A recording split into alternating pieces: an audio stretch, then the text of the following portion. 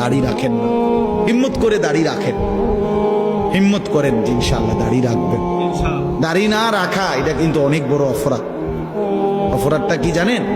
অপরাধটা হলো যে ব্যক্তি দাড়ি কাটে নিয়মিত, আমার কাছে মনে হয় সে আল্লাহর সাথে বিদ্রোহ করে এবং আল্লাহকে বলে ডাইরেক্ট যে খোদা আপনি দিবেন আমি কাটব, আপনি দিবেন আমি কাটব, আপনি দিবেন আমি কাটব, আমি বেড়া হইলে আপনি খোদারে দেখায় দিব, আপনি দিতেন পারেন কতক্ষণ, আমি কাটতে পারি।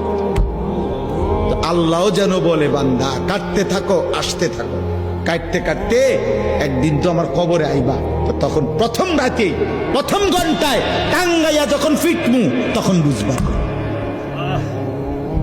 মাতবরি ছুটাই দেবো তোমার প্রথম ঘন্টাতে, দেব কবরের প্রথম ঘন্টা।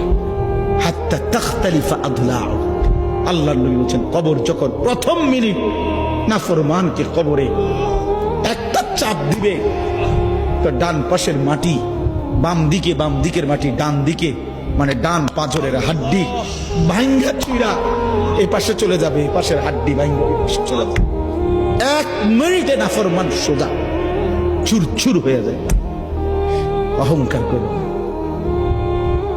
মাতবরি দেখাইও না, সবাইরে বললাম কেউ বড়াই করেন না। চেনারি বেপর্দা তারে বইলেন তোমার এই রূপ যৌবন পোকা মাকড়ের ঘরে চলে যাবে, কবরে। অসংখ্য সুন্দরী নারী এই পৃথিবীতে কবরের খোরাক, মাটির খোরাক হয়েছে। আল্লাহ তাআলা আমাদের সবাইকে তৌফিক দান করেন।